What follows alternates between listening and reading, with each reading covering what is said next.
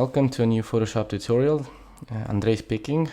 Today I want to show you how I created this simple soft looking photo effect in Photoshop. I'll show you how to go from this image to this. It's not a difficult tutorial, but we will use quite a few adjustment layers, as you can see here, and some techniques to get the light and the colors that you see here. So I hope you will like this tutorial, and let's start.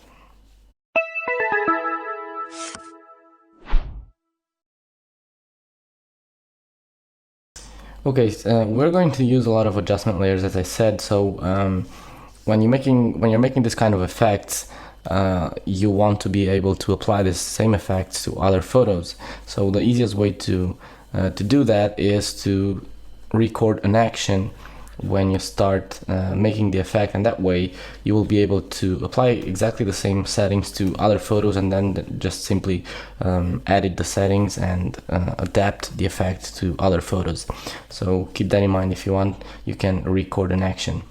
So the first thing I want to do is group everything here and hide it. Well, actually it's grouped. What I will do though is get this layer, which is the original. I'll make a duplicate and drag it outside. Okay, so we'll move it out of the group. So we will start from here. The first thing I will do is create a couple of duplicates by pressing Ctrl Command J. I'll change the name of this one to multi because I will change the blend mode of this to multiply, and the opacity to 20%. Now, some of the layers, if you want to record an action or if you want to apply the same effect to other images, some of these layers might not work the same on all images, or some of them are just for adjusting. For example, this one, you can use this and change the opacity to a higher value. For example, if a photo needs more contrast, because if you increase the contrast to this, you will see the image gets darker and darker. Okay, on the top one, we will change the name to screen, because we will change the blend mode of this to screen, and we will use an opacity of 50%. Okay, this will add more light on the image. Let's leave this to 20. So for example, if you're using another image and you want more contrast on the image, you want to increase this, and then you will get more contrast. Still is different from the original. Okay, so let's leave it to just 20, because what we want is a bit more light on the whole image. Moving on, I want to add some vignette here, so I will use a gradient adjustment. Now we're going to use the foreground to transparent, and I have the foreground color set to black, but if you have another color, simply click OK. Make sure your foreground color is set to black. Open the gradient fill again, click here and choose foreground to transparent, and that's it. Now we'll change the style to radial, and we'll choose the reverse. We will check the reverse option because we want this hole to be inside and have the edges to be dark.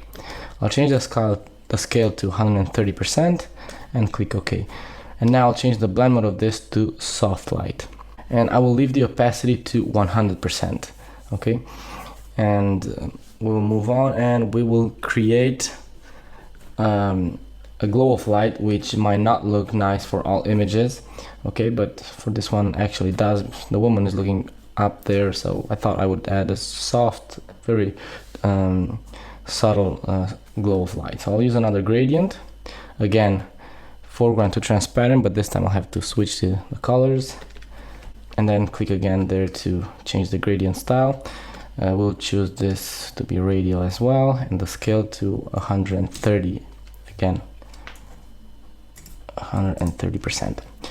And we will move this. If you want to move this, you have to have this panel open. If you close it, you will not be able to move it. Okay, so make sure you double click here first to have this panel open, and now you can move this around. I'll put it here like so, and you cannot use other colors if you want. If you don't want to use black, you can use, for example, an orange tone like that, and change the blend mode of this to screen, and that's it. And maybe I would use a more subtle tone and maybe a bit darker, like so. Of course, you can change the opacity as well. Let's leave it to 80%. Great, let's move on. So now we're going to make the first color changes here. We will use the levels adjustment. And we will start with the RGB, and then we will go inside each of these channels. On the RGB, we have the following values. We have 20 for the shadows, which makes the whole image darker. 0.75 for the midtones. Okay, this makes the midtones darker. And for the highlights, we will leave it to 255. This was 0.75. Okay, now let's go inside the channels. Let's start with the red channel. The settings that we have for the red channel are 60 for the shadows. You can see it adds more cyan. 2.25 and 231. Okay, these are the settings for the red. And then on the output we have 36 here on the output levels. Okay, let's go to the green channel. Here we have 0, and then on the midtones we have 1.51 and 231 for the highlights. And on the output levels here, on the second box here, we have 245. Now let's go to the blue channel, and here we have the following values. We have for the midtones 1.95. Here we leave this to 0, and the highlights also to 255. And here on the output levels, on the second box on the right, we have 235. Okay, so this is the color change that we made with this. But it's a bit too strong, so I'll drop the opacity to just 60%. Okay, you can see the change that we made with this adjustment layer. Anyways, we can modify the settings here after if we don't like how this looks. Next, I'll add a solid color, another adjustment that changes the color. And here you can use a blue tone that you like and choose something like this area. Click OK and change the blend mode to exclusion. Okay, and here change the opacity to 35%. Okay, this is the effect that we get with this. Probably something like that. Okay. Moving on, another adjustment, a photo filter. We will use this warming filter 85, but we will increase the density to 75% and make sure you have check preserve luminosity, otherwise it becomes very dark, you can see. Okay, and we will change the opacity of this to 15%. Okay, just add a touch of warmth to the image. Next, another heavy color adjustment, which is the hue saturation. Now this works pretty much the same as you would do with the selective color. Actually, the selective color is a bit more powerful because we also have whites, neutrals and blacks, but we're going to use the hue saturation for this. So this is what we're going to do. We will increase the master saturation to 40, and then we will go inside each of these colors here. For the reds, I have the following values. I have for the hue 10, minus 10 for the saturation, and 9 for the lightness. So what we're doing here is I shifted a bit the color. So I changed the aspect of the reds. I made it a bit more yellowish. That's why I put it to 10 here. I desaturated those reds a bit, and then I made them a bit brighter by increasing the lightness.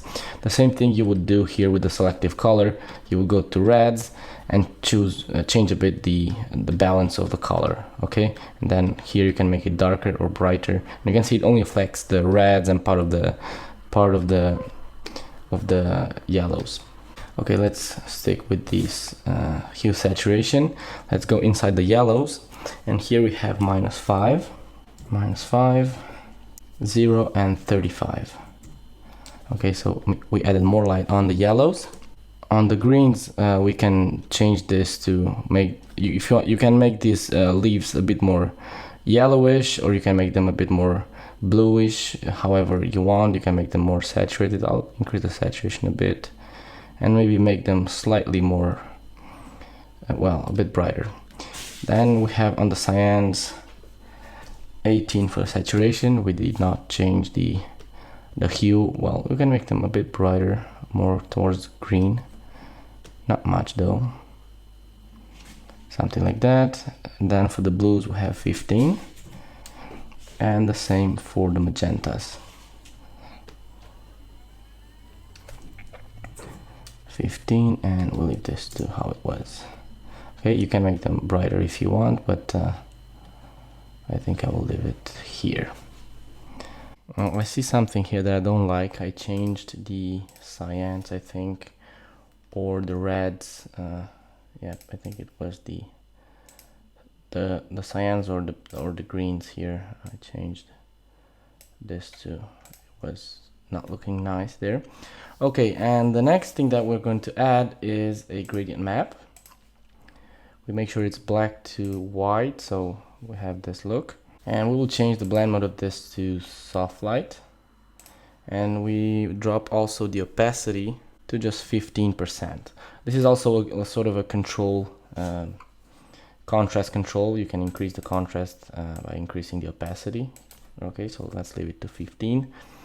And the next adjustment is to add more light on the image. We'll use a solid color, and I'll give you the color code that I have.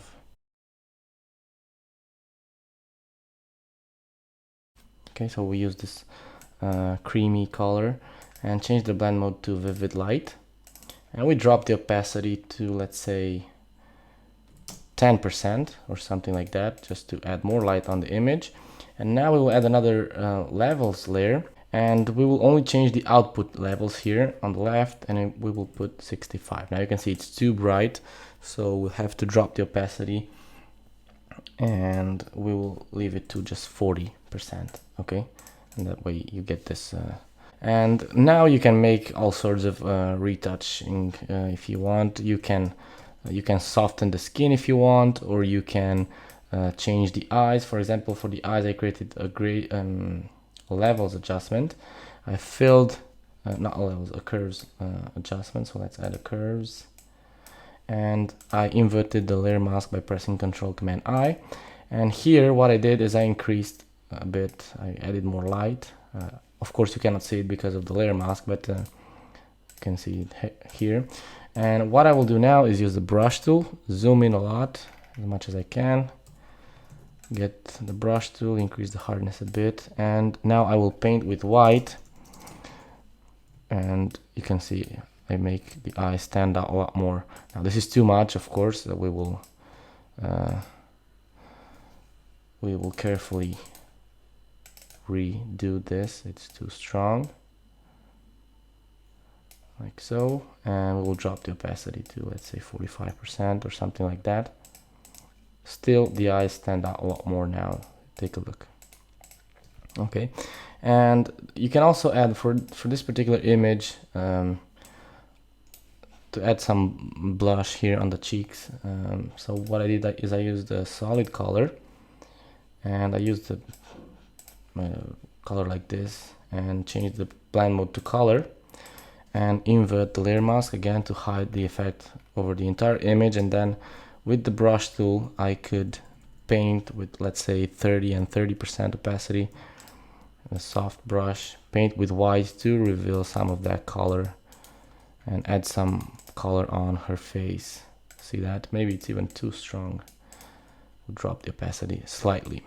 Okay, now it looks nice, but the only problem I see is some artifacts here. I overdid some of the settings here. I think it's the levels. Yep, maybe here on the blues, or let's see on the greens what we did with the greens. Yeah, something like that. I think I'll leave it like this. And this is the final effect. Let me show you the original image. Original, retouched. Original, retouched. And the good thing about this is that you can group everything. At this time you can stop the action if you recorded an action. The good thing about this is that you can group everything and now drop the opacity over the whole group if you want to have less effect, but still keep some of the original. Okay. One other thing that you can do if you want to make it look a bit more dreamy is you can create a stamp by pressing Shift, Alt, Control, and E, or if you select everything, go to Edit, Copy, Merged, and then copy and then paste. Okay, you'll get exactly the same result. And what you can do here is go to Filter, then choose Blur, Gaussian Blur, and blur it, let's say 5 pixels or something like that. It depends on the canvas size that you have. And now change the blend of this layer to Soft Light. And if I zoom in, you can see this sort of dreamy effect, but it's too strong. It increases the contrast. So you could drop the opacity of the layer a bit. And the problem is that you will lose a bit of that effect, but well, the image still looks different. It still looks nice. And if you want to have a higher opacity, but you don't want this contrast effect, what you can do is use levels. On this, I'm using it destructively. I'm not going to create an adjustment layer. So what you can do here is increase the output levels here to make the dark tones a bit brighter, and maybe also the mid tones, and this thing a bit lower, like so, and click OK. Okay, if I set this to normal, you will see the result. We have a blurred image, a bit brighter now. So with the soft light, this is the effect that you get. You make this sort of dreamy effect. So you can use higher opacities, or if you still want to drop it, you can drop it a bit if you have too much light. Okay, or you can leave it at 100% and then use one of these control layers, for example, this gradient map, to add back some of that color. And again, the original and the retouched. Original and retouched. So this is the effect that I wanted to show you. I hope you like it. Remember, you can record an action for this and then adjust the settings of these adjustment layers to fit your image. So that's all for today. See you on the next tutorial.